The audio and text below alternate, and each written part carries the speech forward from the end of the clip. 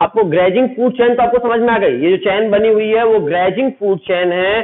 अब grazing food chain के आगे बात करते हैं हम डेट्रीबोरस चेन के बारे में पढ़ाते हैं। डेट्रीबोरस चेन क्या होती है? Detritus food chain, detritus food chain पढ़ा देते हैं आपको।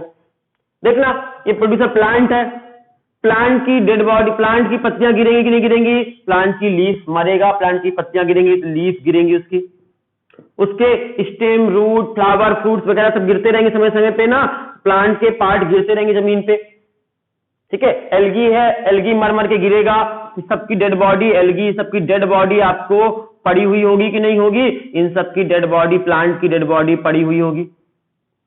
प्लांट की डेड बॉडी गिरेगी और उसको कोई ना कोई खाएगा, सड़ेगा, हाँ सड़ेगी, सड़ेगी तो इसको कौन सड़ाएगा? Bacteria सड़ाएंगे, fungi सड़ाएंगे। आपका बात करें हर्बीवोरस है, इसकी डेड बॉडी भी कभी ना कभी मरेगा, डेड बॉडी होगी, इसकी डेड बॉडी होगी। जब तक जिंदा रहेगा, जब तक पट्टी करेगा कि नहीं करेगा? तो फीकल मटेरियल रोज पट्टी करेगा, फीकल मटेरियल इसका फीकल मटेरियल इकट्ठा होता रहेगा। इसका फीकल मटेरियल डेड बॉडी को कौन सड़ाएगा? आपके डेट्राइटस सड़ाएंगे। आपका यहां पर देखें कार्निवोरस को, कार्निवोरस के शरीर में भी ये भी पट्टी करेंगे, डेड बॉडी होगी। याद रखिए, सबकी पट्टी, सबकी डेड बॉडी और फीकल मटेरियल एक जगह इकट्ठा कर देते हैं। सबकी डेड बॉडी, इसकी भी डेड बॉडी और फीकल मटेरियल को इकट्ठा कर लेते हैं। ये सबको भी, ये सबको सड़ाने का काम कौन करेंगे? इन सबको सड़ाने का काम करेंगे बैक्टीरिया और फंजाई करेंगे। बैक्टीरिया एंड फंजाई ये काम करेंगे। और बैक्टीरिया और फंजाई क्या करेंगे? इनके ऊपर, इन सब के ऊपर क्या डाल देंगे? इन सब के ऊपर डाइजेस्टिव जूस डाल देंगे। क्या करेंगे? डाइजेस्टिव जूस डालेंगे और इनको डाइजेस्ट कर देंगे कुछ एंजाइम की मदद से। इसलिए इनके ऊपर सिक्रीट करेंगे, डाइजेस्टिव एंजाइम्स डालेंगे और डाइजेस्टिव एंजाइम्स की वजह से इनका ब्रेकडाउन हो जाएगा और इनको सड़ जाएंगे और इनके द्वारा इनका पेट भरेगा। इसलिए इस चैन को कौन चैन कहेंगे? डेट्राइटस फूड चैन कहेंगे। नीचे पे जो चैन बनी है, ये चैन जो मरने के बाद बनी, इनकी डेड बॉडी और फीकल मटेरियल से बन रही है, इसको कहेंगे डेट्राइटस फूड चैन के नाम से जानेंगे, DFC। ये ग्रेजिंग फूड चैन है, GFC, और ये है डेट्राइटस फूड चैन, मरे हुए डेड ऑर्गेनिज की बॉडी से बनता है। डेड ऑर्गेनिज को डिकम्पोज करने का काम कौन करते हैं? सड़ाने का काम करते हैं बैक्टीरिया और फंजाई करते हैं। इस पूरी प्रोसेस को डिकम्पोजिशन कहते हैं। अभी हमने आपको पढ़ाया डिकम्पोजिशन। और ये सड़ी गली मरी चीजों को खा रहे हैं, इसलिए क्या कहलाएंगे? सैप्रोट्रॉप के नाम से जाने जाते हैं। सड़ी गली मरी चीजों को खाते हैं, इसलिए सैप्रोट्रॉप भी बोलते हैं इनको। सैप्रोट्रॉप के अंदर रखा गया है। सैप्रोट्रॉप मतलब डेड डिके मटेरियल को खाने वाला, डेड और डिके मटेरियल को खाते हैं, इसलिए सैप्रोट्रॉप कहलाते हैं। और इनकी लाइफ साइकिल को कहते हैं, आपकी कौन सी लाइफ साइकिल है? डेट्राइटस फूड चेन कहते हैं इसको। और इनको सैप्रोट्रॉप के नाम जाते हैं। कौन आते हैं सैप्रोट्रॉप में? बैक्टीरिया और फंजाई आते हैं जो सड़ाने का काम करते हैं। सैप्रोट्रॉप कहलाते हैं। समझ में आ गई बात? इनका कैसे सड़ाते हैं चीजों को? इनके ऊपर डाइजेस्टिव एंजाइम डाल देते हैं जिससे वो डाइजेस्ट हो जाए, और डाइजेस्ट होकर इसका डिकम्पोजिशन हो जाएगा इस सड़ी गली चीजों का, डेड बॉडी का। और क्या बनेगा? आपको पढ़ चुके हैं आप, इनऑर्गेनिक केमिकल बनेंगे, इनऑर्गेनिक न्यूट्रिएंट्स बनेगा। अब आपसे कोई पूछे कौन सी चैन ज्यादा एनर्जी रखती है? अगर हम टेरेस्ट्रियल इकोसिस्टम की बात करेंगे तो टेरेस्ट्रियल इकोसिस्टम में हम बात करेंगे तो DFC आपका डेट्राइटस फूड चैन के पास ज्यादा एनर्जी होती है, इसके पास लेस एनर्जी होती है। ग्रेजिंग फूड चैन और डेट्राइटस फूड चैन का कंपेयर करें तो टेरेस्ट्रियल इकोसिस्टम में, जमीन में बात करें, जमीन में किसके पास ज्यादा एनर्जी होगी? डेट्राइटस फूड चैन के पास ज्यादा एनर्जी होगी। देखो कितने सारे मर मर के गिर रहे हैं, रोज पट्टी कर रहा है एनिमल, रोज ये कर रहे हैं, बहुत सारी पट्टी इकट्ठी हो जाएगी, बहुत सारा मरी हुई डेड बॉडी इकट्ठी हो जाएगी। इसलिए इसमें डेट्राइटस फूड चैन ज्यादा आपके पावरफुल, ज्यादा एनर्जी कंटेन करता है। लेकिन एक्वेटिक इकोसिस्टम की बात करें, एक्वेटिक इकोसिस्टम में ग्रेजिंग फूड चैन ज्यादा डोमिनेंट होगी, ज्यादा एनर्जी रखेगी। तो याद रखना, एक्वेटिक इकोसिस्टम में कौन जीतता है? ग्रेजिंग फूड चैन जीतेगी। और आपके इसमें बोले तो इसके पास ज्यादा एनर्जी होगी टेरेस्ट्रियल में। अब इस तरह बहुत सारी फूड चेन अगर इकट्ठी हो जाए तो उसे फूड वेब के नाम से जानते हैं। अगर बहुत सारी फूड चेन एक साथ इकट्ठी हो जाए नेचर में और बहुत सारी फूड चेन मिलकर एक वेब जैसा जाल जैसा बना ले, उसे फूड वेब के नाम से जानेंगे। तो food chain, food web clear हो गया। डेट्राइटस फूड चेन नीचे जो बनी थी डेड डिके मटेरियल से शुरू होती है। डेट्राइटस चेन कहां शुरू होती है? It started from the dead organic matter. अगर डेड ऑर्गेनिक मैटर से स्टार्ट होती कोई चेन तो उसको डेट्राइटस फूड चेन कहते हैं, और अगर प्रोड्यूसर से स्टार्ट होती है तो उसको ग्रेजिंग फूड चेन कहते हैं। तो ग्रेजिंग फूड चेन और डेट्राइटस फूड चेन में डिफरेंस समझ में आया? ये हमेशा स्टार्ट होगी प्रोड्यूसर से और ये हमेशा स्टार्ट होगी डेड ऑर्गेनिक मैटर से। ये डिफरेंस है। टॉपिक लेवल समझ में आए, प्राइमरी प्रोड्यूसर, प्राइमरी कंज्यूमर, ये सब वर्ड का मतलब समझ में आया? अगर ये समझ में आया तो आपका ग्रेजिंग फूड चेन और डेट्राइटस फूड चेन, दो तरह की चेन हमने आपको पढ़ा दी। फूड चेन के टाइप थे। तो फूड चेन के दो टाइप हैं, ग्रेजिंग फूड चेन और डेट्राइटस फूड चेन, और दोनों हमने पढ़ लिए। कोई दिक्कत यहां तक? अगर यहां तक कोई दिक्कत है तो बोलिए। अब बात करते हैं, जब भी एनर्जी एक ट्रॉपिकल लेवल से प्रोड्यूसर से, जैसे प्रोड्यूसर था, प्रोड्यूसर से गई किसके पास? प्राइमरी कंज्यूमर के पास, प्राइमरी कंज्यूमर से सेकेंडरी कंज्यूमर के पास, और सेकेंडरी कंज्यूमर से टॉप कंज्यूमर के पास, जो भी बनाए थे। जब एनर्जी एक ट्रॉपिक लेवल से दूसरे ट्रॉपिक लेवल में जाती है, लोअर ट्रॉपिकल लेवल से हायर ट्रॉपिकल लेवल की ओर जब एनर्जी ट्रांसफर होती है तो एनर्जी पूरी की पूरी नहीं जाती।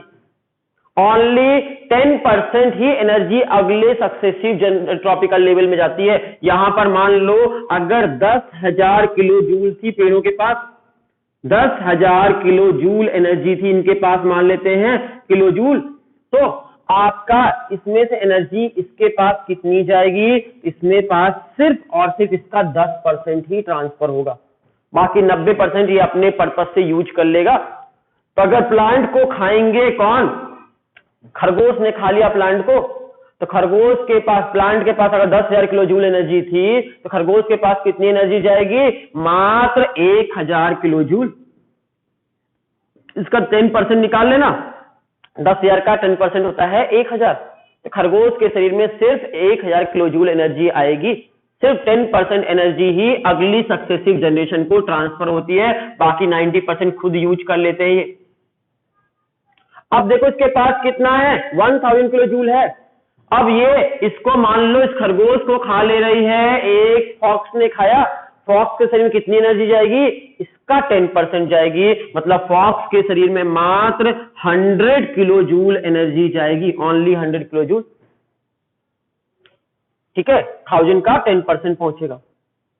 और फॉक्स को मान लो खा लिया लायन ने, तो लायन से कितनी एनर्जी जाएगी? मात्र 10 किलो जूल। लायन को एनर्जी सबसे कम मिलेगी, 10 किलो जूल। देख पा रहे हो, हर सक्सेसिव ट्रॉपिक लेवल में एनर्जी अब ट्रांसफर होती है। सन से एनर्जी आ रही है ना, एनर्जी का एक ही सोर्स है सन, और सन से एनर्जी आएगी, पहले प्लांट को जाएगी, प्लांट से वेज खाने वालों के पास जाएगी, वेज खाने वालों के पास नॉन वेज खाने वालों पे जाएगी, फिर टॉप कंज्यूमर की ओर जाएगी। एनर्जी का फ्लो इसी तरफ होगा हमेशा, यूनी डायरेक्शनल फ्लो है। तो देखिए एनर्जी का फ्लो हमेशा यूनी डायरेक्शनल होता है, ये वर्ड आप याद रखिएगा। एनर्जी हमेशा यूनी डायरेक्शनल फ्लो करती है, कभी भी उधर से एनर्जी नहीं आएगी। तो एनर्जी हमेशा यूनी डायरेक्शनल फ्लो करती है, सन से चलती है, इसलिए सबसे ज्यादा एनर्जी किसके पास होगी? प्लांट्स के पास। प्लांट के बाद प्राइमरी कंज्यूमर के पास, फिर सेकेंडरी कंज्यूमर के पास, जैसे ट्रॉपिकल लेवल में जाएगी हर बार एनर्जी कम होती जाएगी। सिर्फ 10% एनर्जी ही अगले जनरेशन में जाती है, अगले ट्रॉपिकल लेवल में जाती है। इसे 10% लॉ के नाम से भी जानते हैं। कौन सा नियम कहते हैं? 10% का लॉ कहते हैं, 10% लॉ के नाम से जानते हैं। और देने वाले साइंटिस्ट नाम था लिंडमैन।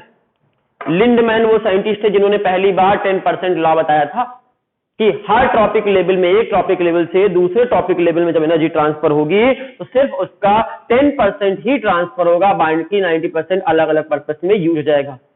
ये किस पर बेस है? थर्मोडायनेमिक्स के सेकंड लॉ पर बेस है। थर्मोडायनेमिक्स का सेकंड लॉ पढ़ा आपने? क्या कहा है थर्मोडायनेमिक्स का सेकंड लॉ? जब एनर्जी एक फॉर्म से दूसरे फॉर्म में कन्वर्ट हो रही होती है तो कुछ एनर्जी हीट के फॉर्म में या अदर एक्टिविटी में लॉस हो जाती है, 100% इफिशियंसी से ट्रांसफर नहीं होगी। तो जितनी भी एनर्जी है ये पूरी पूरी 100% अगले जनरेशन में ट्रांसफर नहीं होगी, सिर्फ इसका कितना परसेंट ट्रांसफर हो पाएगा, 10% होगा, बाकी 90% वेस्ट हो जाएगा। 90% कहां चलाएगा, डेट्राइजर्स चेन में चलाएगा, कहीं और चला जाएगा, पट्टी करेगा, मरेगा, उसकी डेड बॉडी सड़ेगी, अलग अलग पर्पज से खर्च हो जाएगा। तो देखिए सिर्फ 10% लॉ इसे कहते हैं, लिंडमैन ने दिया था। और आपको समझ में आ गया लिंडमैन का लॉ।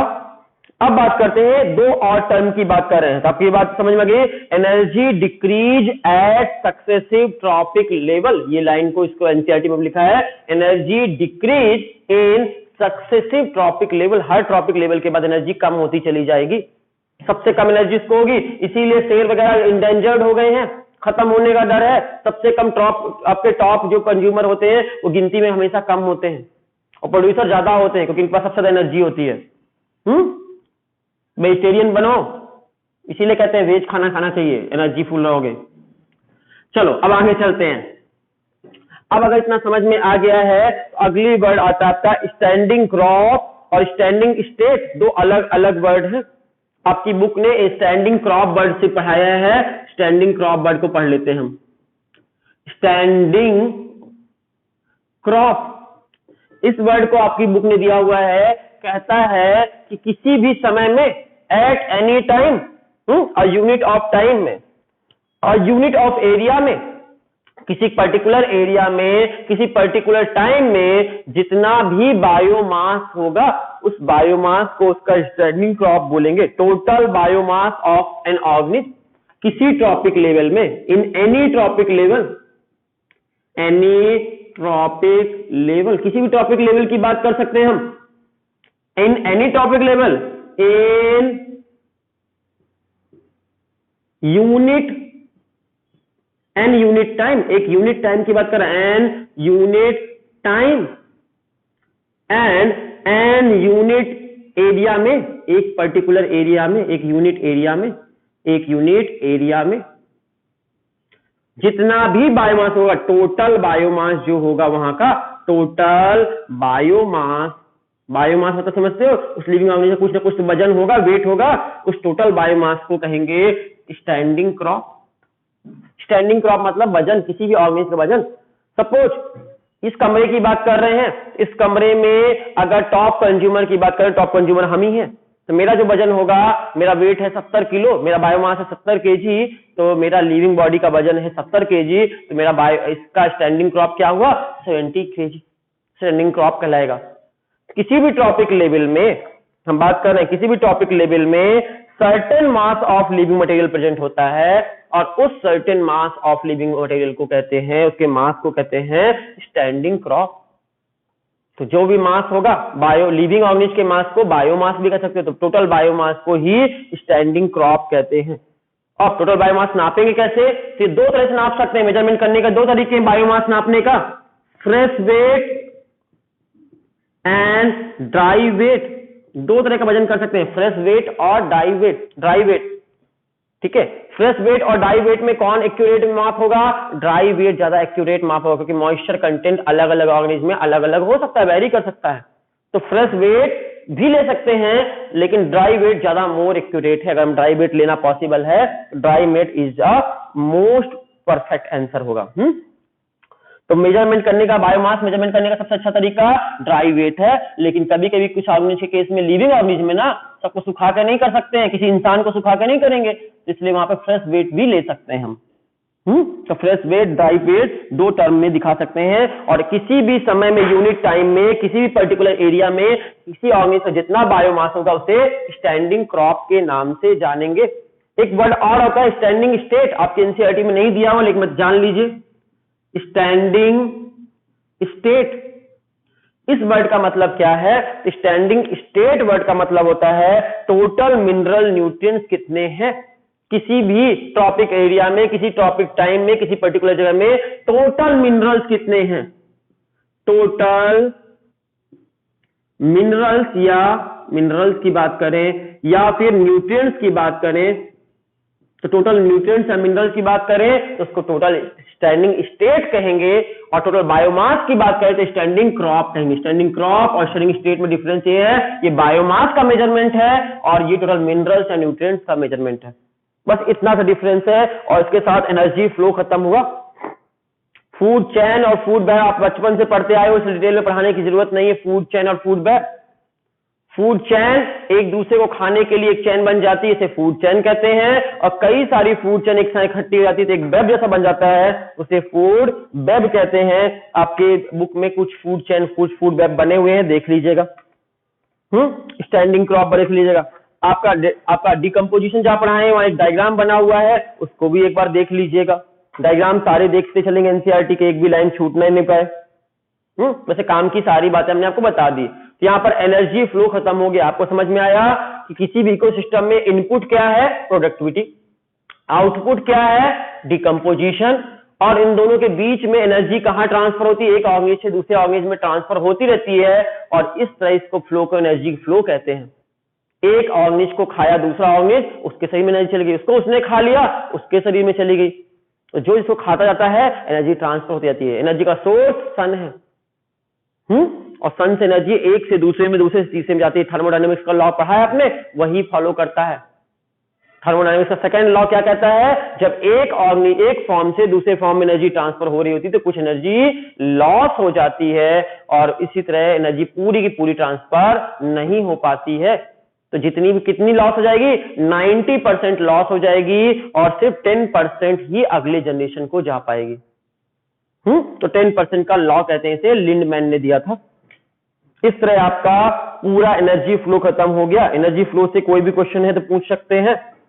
आपकी बुक में लिखा हुआ है कॉकरोच और क्रो का एग्जाम्पल, कौवा, क्रो और कॉकरोच, ये दोनों के दोनों ओमनीवोरस दिए हुए हैं। तो याद रखिएगा, कॉकरोच, क्रो और ह्यूमन ओमनीवोरस हैं। ठीक है, तीन तरह के ऑर्गेनिज हो गए, हर्बीवोरस जो हर्ब खाते हैं, कार्निवोरस जो नॉनवेज खाते हैं, सिर्फ किसी दूसरे ऑर्गेनिज पे हमला करते हैं, और ऐसे ऑर्गेनिज जो दोनों खा सकते हैं उन्हें हम ओमनीवोरस कहते हैं। और ओमनीवोरस का एग्जाम्पल आपकी बुक ने लिया कॉकरोच, कौवा, क्रो और ह्यूमन, डॉग भी आ जाएगा। ये सब ओमनीवोरस में आएंगे क्योंकि सब कुछ खा लेते हैं ये, इसलिए ओमनीवोरस में आएंगे। अगली क्लास में डिस्कस करेंगे इकोलॉजिकल पिरामिड्स के बारे में, इकोलॉजिकल सक्सेशन के बारे में नेक्स्ट क्लास में डिस्कस करेंगे। यहां पर आज की क्लास को हम खत्म करते हैं। Thank you.